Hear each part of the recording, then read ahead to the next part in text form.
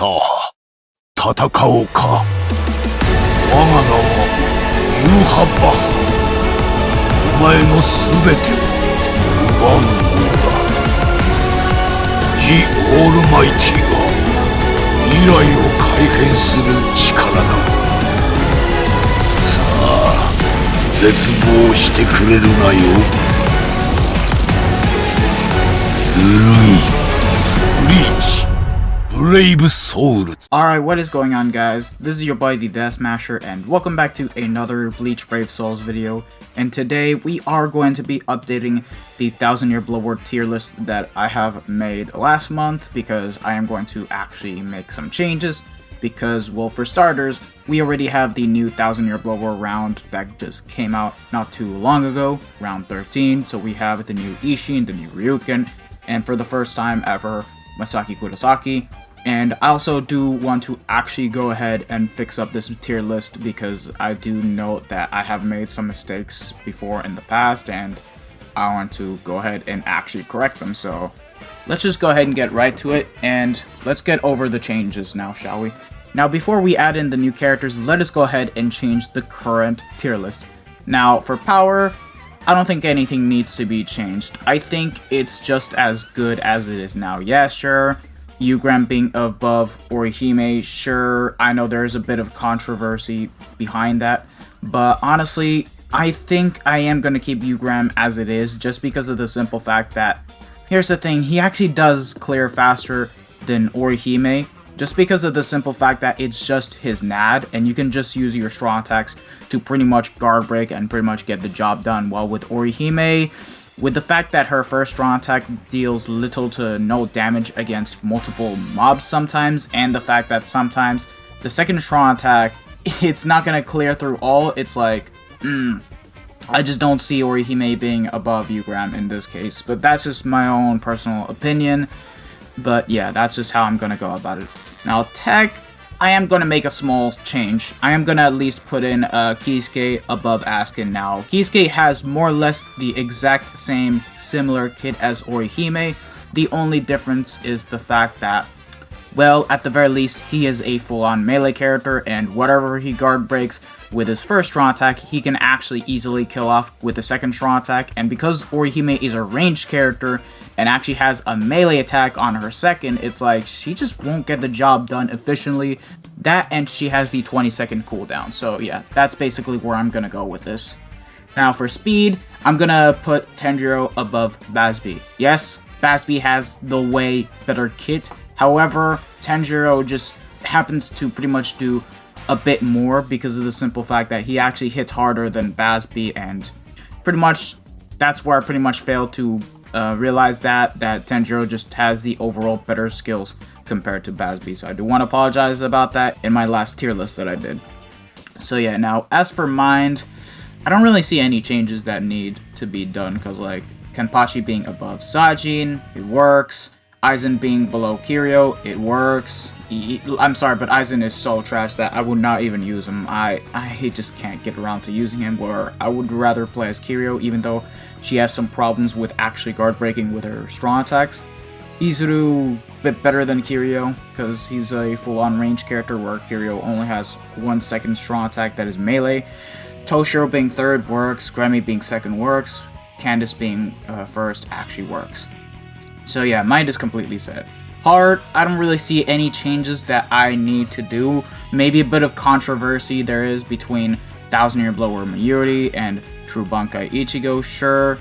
Now, for True Bankai Ichigo, sure, he does have a 20-second cooldown on his second strong attack, but here's the thing, he boosts on his second strong attack and also changes the mags to the point that he can actually hit harder than Mayuri, and he actually has an actual third strong attack that is full screen. Now, he may be lacking the beam move, but I think he just gets the job done better than Mayuri. Now, I don't have Mayuri, so I can't really compare between the two, but I just think of Mayuri as a weaker version of the Fierce Battle Kenpachi, if you guys don't mind. But yeah, I don't think there's much changes that need to be done to Heart.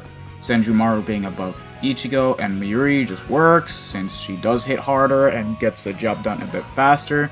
Then we have Soifon being above the rest, works. And then, of course, Nanao works, and then Shoujo Sasakebe, which works. Okay, so yeah, no other changes need to be made. So, first things first, let us go over the actual characters real quick. Starting it off with Isshin. Oh, by the way, shoutouts to Soldex for the amazing BBS simulator website, because it's always so good to be able to go on there and gather information. So yeah, do subscribe to Soldex's channel, and also show some love by going into the actual website. But anyways, going into Isshin, he has basically the exact same kit as 1000-Year Bloodward Chojiro, as you can see from the similar essays, which is already pretty damn nice, where he does have the 3000 length beam move on his first, 960 radius AoE distant on his second, and then his third strong attack is 1200 radius. This guy does have burn on everything, not as useful as freeze or paralysis for guild quests and for being able to stop the mobs, but for everything else PvE related, and especially in some common quests, it is going to actually get the job done. And he also has some innate skills where, for starters, he is immune to poison, which is actually really good since there are some content in PvE where there are poison pools. And because it's an innate skill, it's not going to be occupying any of the standard 6-star skills. Now, the Read Hollow Dodges is pretty much a throwaway skill since it's only for Transcendence Zone, and since Transcendence Zone is gone, it's pretty much a dead skill.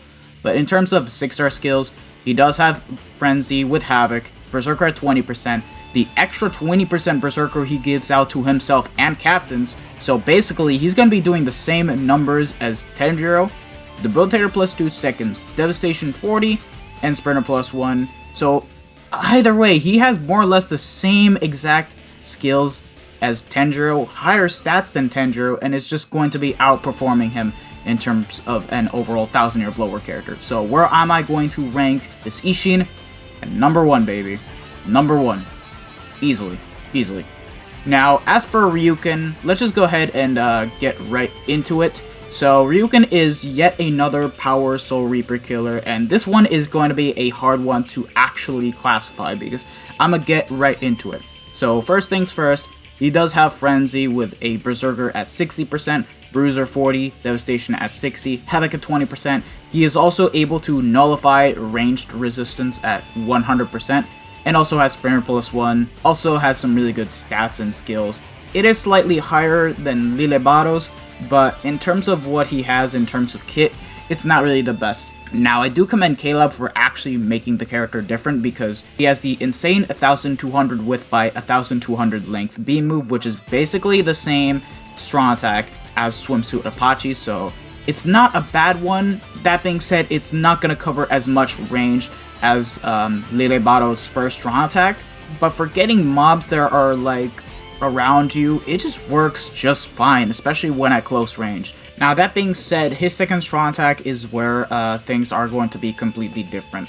Now, that being said, at least he does have the 60% Berserker, making the strong attack a bit more efficient, but it's not really the best and is more or less a boss-killing strong attack. It is a Shockwave strong attack, which is basically the same strong attack that the Spirit Society Kaien has, the Tech Lisa, also can't form what Yami has this, Kisuke, the Cacao Society Byakuya, as well as 1000-Year Bloodward Shunsui, but with Havoc, so he does cover a bit more range and will pretty much be able to kill the bosses just like that. However, it is also somewhat a bit inconsistent, because if some of the mobs actually happen to stay alive, they will just get pushed back and you'll pretty much do little to no damage to them. Well, not really little to no damage. They'll just be at a point that they're pretty much close to being dead, but it is annoying when the strong attack does not really kill. It's more or less useful against bosses in co-op because they completely stand still, but against other mobs, he's not gonna get a great use out of this strong attack. Just saying, because that's just the way it is for his second strong attack. And then his third strong attack is a standard 1200 radius third strong attack, and he has no status ailments. So that being said, he does have the strong attack reaches time of minus 14%, so yeah, do keep that in mind. Also, nullify ranged resistance, which is pretty useful, can actually work as a substitute for 5th anniversary Ichigo. Now, as for where I'm actually going to place Ryuken, it's hard. I'm not gonna lie to you guys, it's actually hard because I'm gonna be real with you. It is between these 3 characters where I'm gonna place them up. I'm not gonna place them above Lilibaro because it just doesn't work, Chief. However, in between Thousand Year Blower, Toshiro, and Nemu, it just feels so weird. Like, it just really does, because I'm gonna be real with you, they do clear content fast enough, and they have no problems with their kits, so I'm gonna have to be real with you. I'm gonna get some hate, but I have to put them below Thousand Year Blower Toshiro.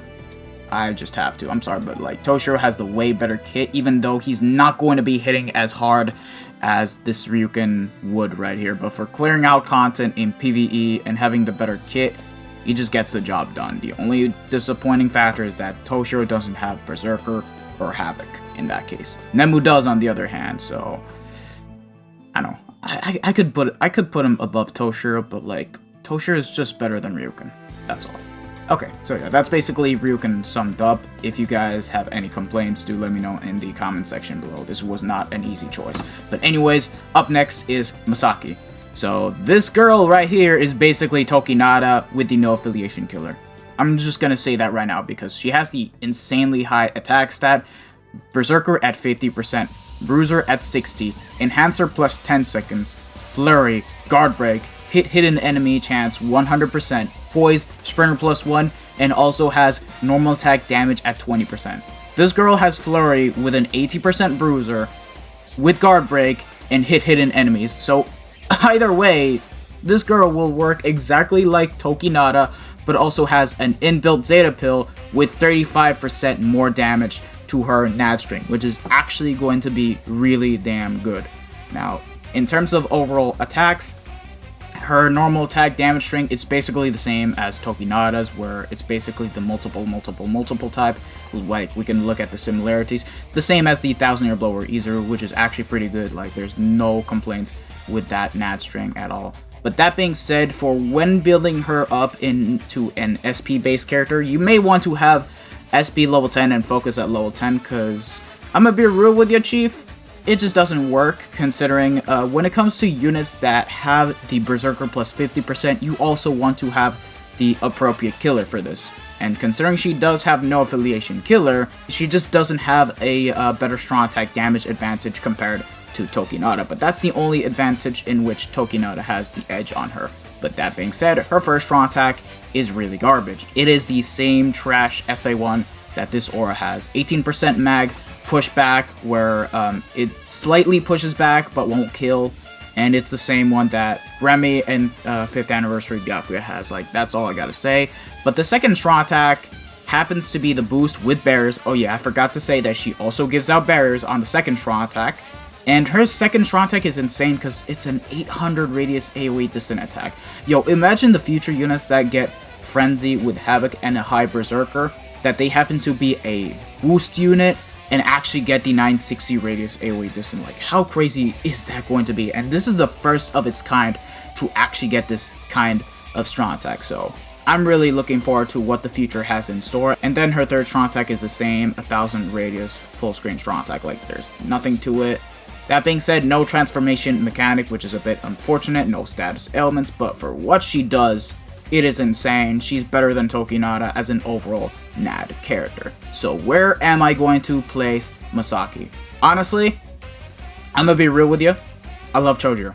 I love him. Literally, I think he is one of the best hard characters that we actually have in the game, despite having a spotter killer. But at the end of the day, killer doesn't really matter anymore. But the best spot for Masaki has to be above Chojiro. Like, literally, this girl right here is Tokinada reborn as an insane unit. That's where I actually have to place Masaki at. Now, do you guys agree or disagree with my tier list? Let me know in the comment section below, because I just did some slight changes to the tier list that I did before and decided to actually make it even better than before. I know there's still going to be some sort of controversy in the actual comment section, but you know, it is what it is. Tier lists are always going to be filled with people that agree, disagree, so it's always going to come to a biased statement. So you know what? It is what it is. So yeah, thank you guys for watching this video. If you guys have actually enjoyed this video, don't forget to smash that like button, share this video with your friends and family, subscribe to the channel if you guys haven't already, and hit the bell notification so that way you guys are up to date with my most recent videos. And don't forget to actually follow me on Twitter. Not this one, but this one I have right here. Yeah, I haven't posted in like a good week, but I'll get back to posting quite soon. But yeah, you guys get the point. But yeah, do expect some Max Transcended showcases coming in the next couple of days, since I'm pretty much done with actual showcases and whatnot, and I am going to work on the comparison between Masaki and Tokinata, so do look forward to that. This has been your boy the Death Smasher, and I am signing out. Peace out, lads.